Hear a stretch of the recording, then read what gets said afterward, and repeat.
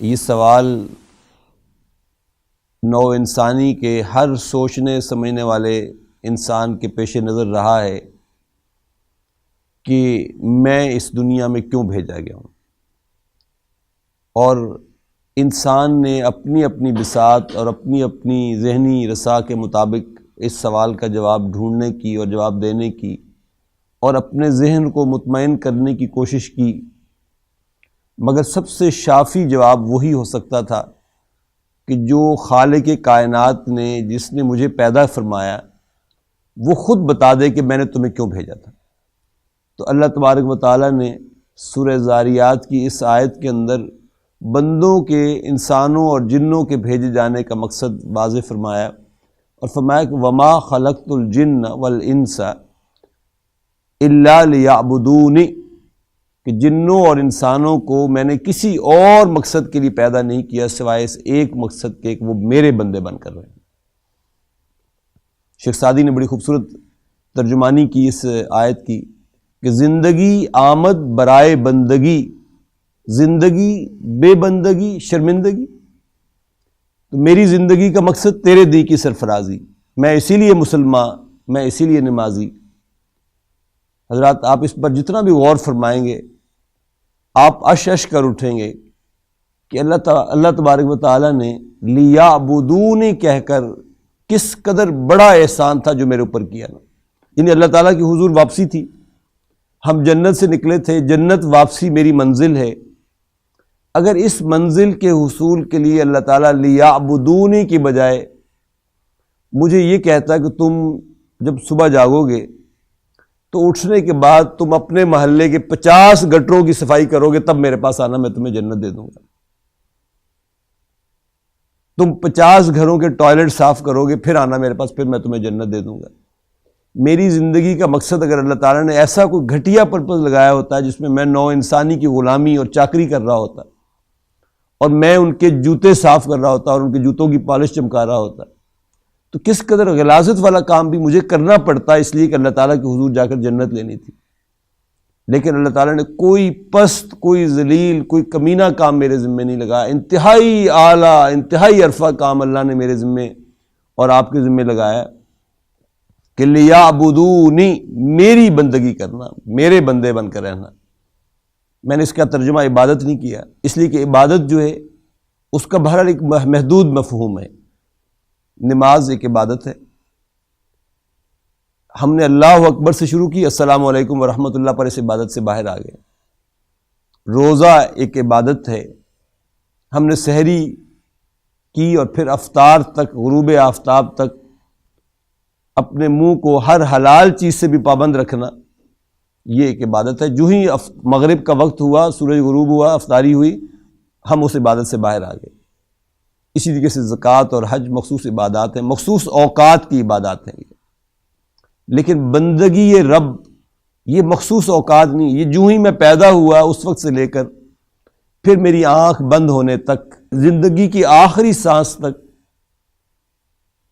اللہ تعالیٰ کے احکامات کی پابندی اختیار کیے رکھنا، یہی اصل میں بندگی ہوگی۔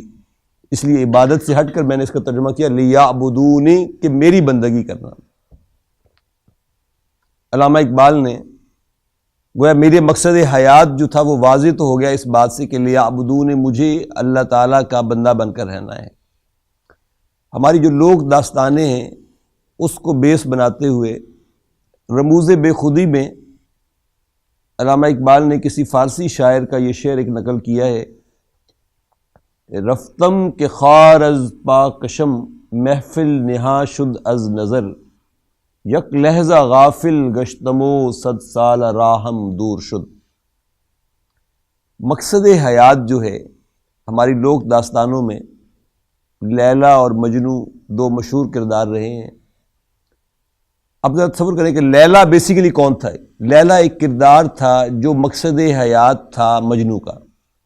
مجنو اس لیلا کو پانا چاہتا تھا، اور کہیں سے مجنو کو یہ معلوم ہوا کہ لیلا کی سواری جا رہی ہے، اور مجنو اس سواری کے پیچھے پیچھے چلتا جا رہا ہے، پیچھے پیچھے چلتا جا رہا ہے تاکہ اپنے اس ٹارگٹ کو اچیو کر لو۔ نصب العین کسے کہتے ہیں؟ ہم اس کو ترجمہ یہ کرتے ہیں مقصد حیات۔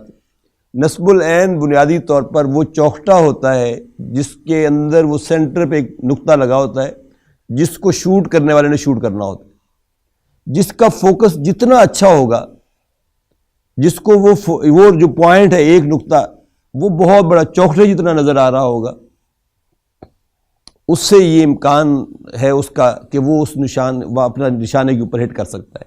ایک آنکھ بند کر کے شست لے کر اس کو جب وہ ٹارگٹ کرتا ہے تو وہ ہٹ کر سکتا ہے اس کو۔ ہماری حکایات میں یہ مشہور حکایت ہے کہ ایک شخص اس نے ایک مقابلہ کروایا اور اس نے کہا جی کہ میں درخت کے اوپر لکڑی کا ایک پرندہ لٹکاؤں گا، اور وہ درخت تھا جھیل کے کنارے، اور اس نے کہا کہ جو بیسٹ شوٹر ہوگا وہ آئے اور پانی کی طرف دیکھ کر اوپر شوٹ کرے اور پرندے کی آنکھ میں لگنا چاہیے وہ نشانہ اس کا، تو میں اس کو اس کا منہ مانگا انعام دوں گا۔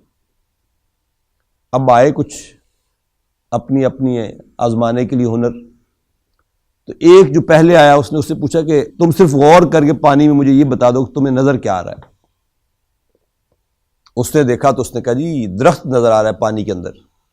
اس نے کہا تم پیچھے ہٹ جاؤ، تم نہیں کر سکتے فائل۔ پھر اس نے دوسرے کو بلایا، اس سے پوچھا تم بتاؤ تمہیں کیا نظر آ رہا ہے۔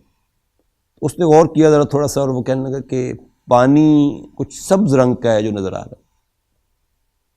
ظاہر پتے تھے تو پانی نے سبز نظر آنا تھا۔ اس نے کہا نہیں تم بھی نہیں ہٹ کر سکتے۔ پھر اس نے تیسرے کو بلایا، اس سے جب اس نے پوچھا تو تیسرے نے دیکھا تھوڑا سا غور کیا، اور غور کر کے کہنے لگا کہ یہ بس ایک آنکھ ہے جو نظر آ رہی ہے، اور تو مجھے کچھ نظر نہیں آ رہا۔ تو اس نے کہا کہ یہ ہے جو ہٹ کر سکتا ہے۔ گویا کہ اس کا فوکس اتنا عمدہ تھا کہ اس کو اس پوری جھیل کے اندر اس درخت کے اوپر صرف ایک پرندہ، اور پرندہ بھی پورا نہیں بلکہ اس کی صرف آنکھ نظر آ رہی تھی۔ اسی معنی میں اس کو کہتے ہیں یکسو ہونا۔ سیدنا ابراہیم علیہ السلام یکسو تھے، تو یہ مقصد حیات تھا مجنو کا لیلا کو پانا۔ تو وہ لیلا کی سواری کے پیچھے پیچھے چلتا جا رہا ہے، راستے میں وہ کہتا ہے کہ مجنو کے پاؤں میں کانٹا چبھ گیا۔ اب ظاہر ہے جب کانٹا چبھا تو اس کی توجہ تھوڑی دیر کے لیے محمل سے ہٹ گئی، اور وہ نیچے جھکا یوں کر کے اس نے پاؤں سے کانٹا نکالنے کی کوشش کی، اور جب اٹھا تو لیلا اس کے منظر سے آؤٹ ہو چکی تھی، اور پھر صدیاں چاہیے تھی دوبارہ لیلا کو تلاش کرنے کے لیے۔ لہذا بندہ مومن سے گویا یہ کہا جا رہا ہے، اس کو یہ سبق دیا جا رہا ہے کہ بھائی تو اپنا مقصد حیات پہچان، اور اس مقصد حیات کے اوپر گہری نظر، اپنی فوکس ہر وقت اس کے اوپر رکھ۔ اس سے ایک لمحہ بھی فوکس اگر ادھر ادھر ہوا، غفلت کی نگاہ اگر ہو گئی ایک لمحے کی بھی، تو پھر صدیاں تو اپنی منزل سے کہیں دور بھٹکتا رہے گا۔ آج ہمارے ساتھ بالفعل یہی معاملہ ہو رہا ہے کہ ہمیں تو صدیاں بیت گئیں غفلت میں پڑے ہوئے۔ لمحوں کی خطا صدیوں کی سزا بنتی ہے۔ جب خطا صدیوں کی ہو تو ذرا تصور کریں کہ پھر سزا کتنے عرصے کی ہوگی۔ اسی لیے حالی نے کہا تھا کہ پستی کا کوئی حد سے گزر نہ دیکھے۔